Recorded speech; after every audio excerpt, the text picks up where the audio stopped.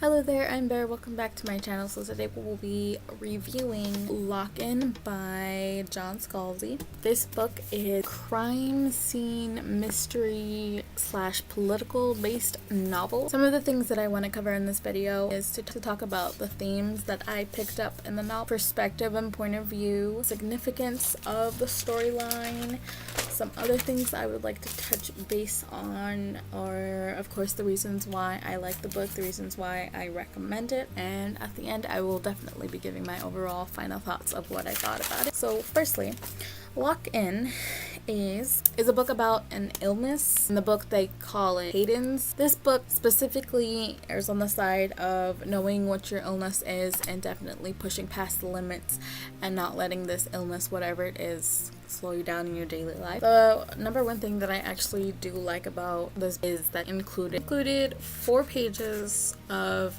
just backstory for you to actually be thrown into the world. The first preface of the book, prologue, is basically defining what the disease or illness is in this story and how it affects everybody in this book. Hayden's syndrome is directly from the book, page 9. Hayden's syndrome is the name given to a set of continually physical and mental conditions and disabilities initially brought on by the Great Flu, influenza-like global pandemic that resulted in deaths of more than 400 million people worldwide, either through the initial flu-like symptoms, a secondary stage of meningitis like cerebral and spinal inflammation, or through complications arising due to the third stage of the disease, which typically caused complete paralysis to a voluntary nervous system, resulting in lock-in for its victims. When I actually first read this book, I found it on audible.com by chance, and I've been waiting forever for Amazon to send me a copy. Reading it through Audible was kind of like a taste test, I guess, in a way, but now that I actually physically have the book, I am super excited to read it again for the third time. First time reading it with listening with it through Audible. Second time was reading through it physically with the copy, and I think this is a really effective method. It has worked for me, and I hope it'll work for whoever's watching this. One thing that I want to talk about is the setting. So mostly the story takes place in the Agora, which is basically the online spear database type thing used throughout the novel for people who are technically locked in. And the second place where most of the story takes place is at the Watergate Hotel. Well, specifically the first couple chapters of the book when they're trying to solve the murder that happened and the crime scene. This is where we meet the main characters, Van and Chris, which are the lead investigators, part of FBI, to investigate. Now, this book isn't just your normal everyday mystery novel, crime scene novel, because this book actually takes place a little bit in the mostly because people who are locked in, their brains are like transmitted into a android's body. So it's kind of like if you've ever seen iRobot, it's that type of. This allows the reader a chance to actually get a feel for the struggle of the main character to see his independence while also wanting to be recognized in the world has been created, while also being in first person. I thought that makes it more of an observation based investigation tactic, so you can technically see how the person who is locked in can normally do their day-to-day job. Overall, I think with the first-person point of view that I chose to do for this novel definitely makes it more immersive for you. Character Chris is going through, and I absolutely loved it. Another thing I want to address are the significance element that I seen in the book, which I also enjoyed as well. We see Christian, who is a semi-famous person, so it's kind of like he's the poster child of this disease. His family is like wealthy, so of course they have money to have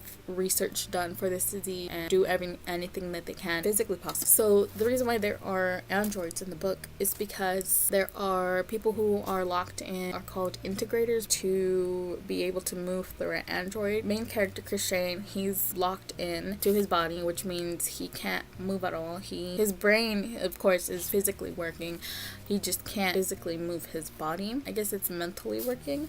Can't move his body, so his family, through funding and fundraising and research, was able to put into an android, like the top best of the line android out there, and then leads to him becoming a special agent. This book, it kind of humbles, he's so used to stuff that famous people go, he kind of gets humbled by his partner because she's just more focused on her job than whoever she's working with. And I think that's so. Some key points I liked in this book is that it was and is a new world for me to explore. Never in my life have I ever picked up mystery / crime scene novels and actually felt so immersive and felt great to read these type of novels. It was something new to me and I ended up loving it, so that's a good thing about that. With the whole advanced technology and medical robots to aid disabled people with their daily lives, and that was the number one thing that I enjoyed through that. Yeah, like at what point do you become an android with these robotic parts that we put into our body? It's just amazing how much technology has advanced to the point where somebody who maybe lost a limb can get it replaced. Plot-wise, I definitely think that it was kind of like a good pacing set for the story. I didn't feel like I was invaded, welcomed you along with the journey. As the investigation happened over time, of course, it revealed stuff. Particularly kept me engaged throughout the story, so I definitely liked that thing that was accomplished for me in this. Also, I felt that the overall general number of characters that kind of like showcased throughout the story didn't feel too overwhelming. And I know I have a problem with this as an author because I definitely want to include everybody, and I know like everybody can't share the same spotlight. So I felt like the most, it was probably 5 people in a scene at a time, and that's what I definitely liked about it. Maybe 5 and less, which also made it a really good interactive and made it feel more personal. An entirely difficult novel to follow, but if you aren't paying attention to something, you can obviously overlook any details you can obviously miss. Overall, I felt that the story was a great first time experience, especially coming into the murder mystery crime series type of genre. I've never actually dove into. I've never specifically liked any books that were murder mystery that haven't, like, there were some that got my attention, but it was after the first couple chapters I kind of faded off from the book and I didn't want to read anymore. This book was definitely not that case. I wanted to keep reading more. I wanted to know more about what is happening, and I think that's mostly because how androids and robots and just the scientific research behind medical advancements, technology added into the human body, that type of thing, it kind of interests me. So it kind of meshed well along with my reading journey. I did feel deeply engaged in the book, and that's something that very rarely happens, because usually when I read a book that I know nothing about and I'm just coming into, I will oftentimes trail off after 5 chapters, but I wanted to read through the whole entire book and I could not put it out, so I'm thankful for that. I rate this book 5 motherboards out of 5 motherboards.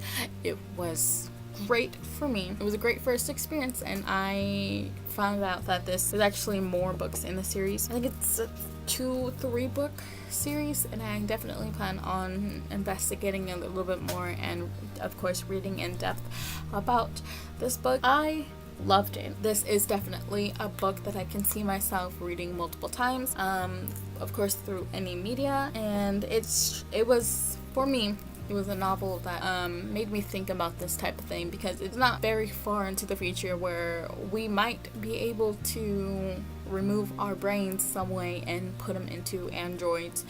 Kind of like the Terminator, kind of like a robot. You know, it's very interesting to see where technology can take us and how far we've come with this kind of technology. Yeah. Overall, definitely love the book. I will, of course, keep reading it. Of course, meeting the characters again, and I can't wait to read the second book. With that being said, that's all I have for you tonight. I will talk to you guys when I can. I definitely recommend this book if you are looking for a great futuristic murder mystery crime type of thing if you are interested in those kind of books, this is definitely one that you should read. This one, of course, is kind of mid-pace. It's not too fast, not too slow. I think it's perfect for the average reader. Yeah, that's pretty much it. So I will talk to you guys when I can. Bye.